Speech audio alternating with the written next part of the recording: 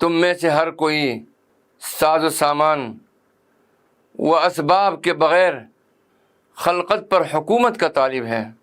مخلوق پر حکومت و ریاست جب ملتی ہے جب کہ ان میں دنیا و نفس اور خواہش و حرص و ارادے میں کوئی رغبت نہ ہو۔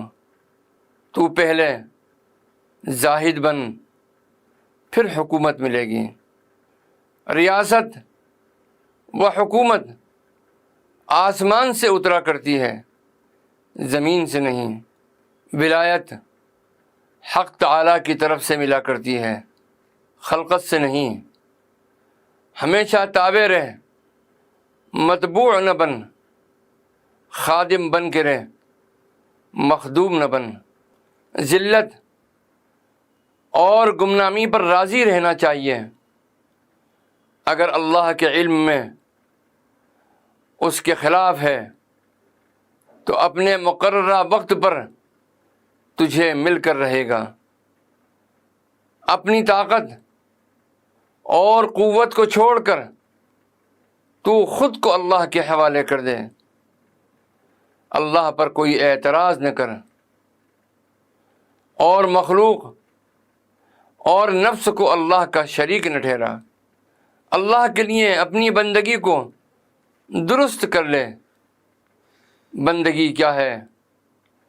اس کے حکموں پر عمل کرنا، اس کی ممنوعات سے باز آ جانا، اور مشکلوں اور آفتوں پر صبر کرنا۔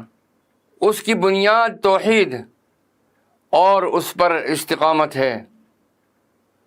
اس کی عمارت اعمال صالحہ ہے۔ ابھی تیری بنیاد ہی مضبوط نہیں تو عمارت کس چیز پر بنائے گا؟ تیری نیت ہی ٹھیک نہیں ہوئی تو بات کیسے کرے گا؟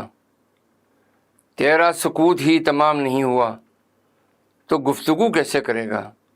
یہ مخلوق سے وعظ اور بات کرنا نبیوں کی نیابت انجام دینا ہے، کیونکہ یہی حضرات ہیں جو مخلوق پر واعظ و خطیب ہیں۔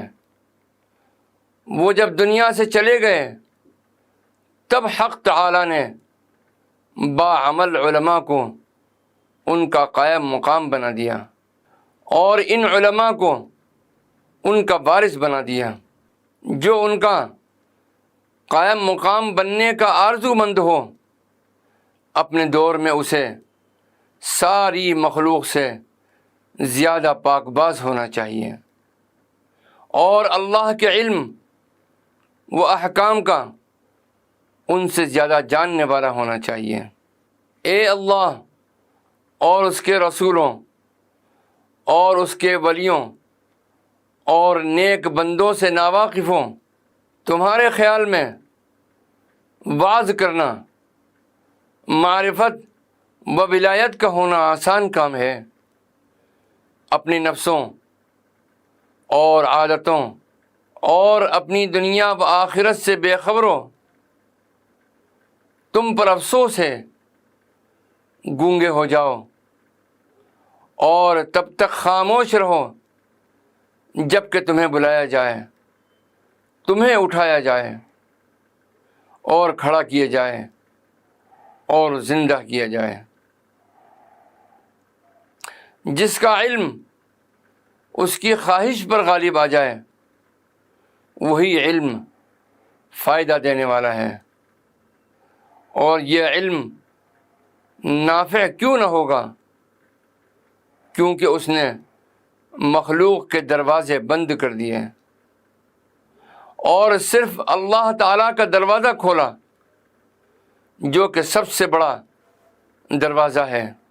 جب یہ بند کرنا اور کھولنا کسی کے لیے درست ہو جاتا ہے، اس سے مکمل طور سے زحمت جاتی رہتی ہے اور اسے خلوت الہی میسر آ جاتی ہے۔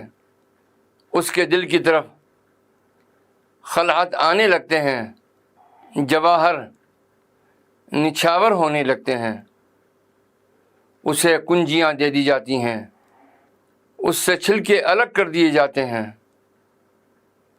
اور مغز ہی مغز باقی رہ جاتا ہے۔ خواہشوں کا راستہ بند اور کمزور اور مغلوب ہو جاتا ہے، اور اللہ تعالیٰ کی طرف راستہ کھل جاتا ہے۔ اور یہ بڑا راستہ جو کہ اس کا مطلوب اور مقصود راستہ ہے، جو گزشتہ نبیوں اور رسولوں اور ولیوں کا راستہ ہے، ظاہر ہو جاتا ہے۔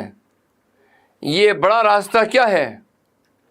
بغیر کدورت کے صفائی کا راستہ، بغیر شرک کے توحید کا راستہ، بغیر جھگڑے کے مان لینے کا راستہ، بغیر جھوٹ کے سچائی کا راستہ، بغیر سبب کے سبب پیدا کرنے والا راستہ۔ یہی وہ بڑا راستہ ہے جس پر دین کا دار و مدار ہے، جس پر ہمیشہ معرفت کے بادشاہ اور شہنشاہ چلے ہیں۔